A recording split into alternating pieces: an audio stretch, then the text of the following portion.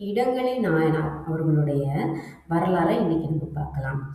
கோனாட்டு தலைநகரமான கொடும்பாளூர் அப்படின்ற ஊர்ல வேணிற்குல மணவரா இடங்களியர் அப்படின்றவரு நல்லாட்சி செய்துட்டு வந்திருக்காரு. அதே ஊர்ல சிவனடியார்கள் எல்லாருக்குமே உணவு கொடுக்கணும் அப்படின்னு சொல்லிட்டு ஒரு திருத்தொண்டர் ஒருத்தவர் இருந்திருக்காரு. அவர் டெய்லி சிவனடியார்களுக்கு அமுது கொடுத்துட்டு வந்திருக்காரு. அப்ப அவர்கிட்ட உள்ள செல்வங்கள் எல்லாமே கரைஞ்சு போயிட இந்த நம்ம அமுது கொடுக்குற வேலை, அதாவது அந்த திருப்பணி நின்றக்கூடாது அப்படின்னு சொல்லிட்டு என்ன பண்ணலாம்னு யோசிச்சவர் என்ன பண்ணியிருக்காருன்னா, அந்த மன்னூர் வச்சிருக்கக்கூடிய அந்த நெல்மணிகள் இருக்கு இல்லையா, அதை பாதுகாத்து வச்சிருப்பாங்க இல்ல, அந்த இடத்துக்கு போய் நம்ம நைட்டோட நைட்டா கொஞ்சம் எடுத்துட்டு வந்துடலாம் அப்படின்னு சொல்லிட்டு இவர் போனதை பார்த்தோன்னே அங்க இந்த பறையடிக்கக்கூடிய ஊர் ஃபுல்லாக சொல்லுவாங்க இல்லையா, பறையடிச்சு இந்த விஷயம் அப்படின்னா அந்த காலத்தில் சொல்லுவாங்க.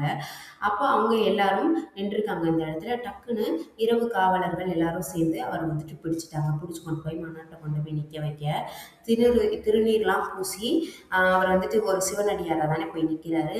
அவரை பார்த்தோன்னா அரசர் கேட்குறாரு, நீ எதுக்காக திருட வந்தீங்க அப்படின்னு சொல்லி கேட்கும்போது, இந்த மாதிரி சிவனடியார்கள் கொண்டு கொடுத்துருக்காரு, அது கொடுக்க முடியாத சூழ்நிலை ஏற்படவும் தான் நான் திருட வந்தேன் அப்படின்னு சொன்னோன்னே அந்த மன்னருக்கு அவ்வளோ ஒரு ஆனந்தம். இடங்களி நாயனாருக்கு அவ்வளோ ஒரு ஆனந்தம்.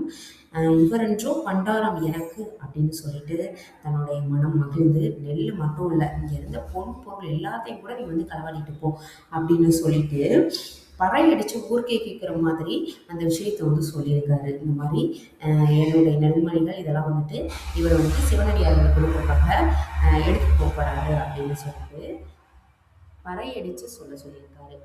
இந்த மாதிரி ஈசன் மேலையும் ஈசனுடைய அடியார்கள் மேலையும் இவ்வளோ ஒரு பற்று வச்சிருந்து இந்த மாதிரி ஒரு நற்செயல் செஞ்சதுனால இறுதியில இடங்களி நாயனார் சிவபெருமானுடைய திருவடிக்கு போய் சேர்ந்தார்.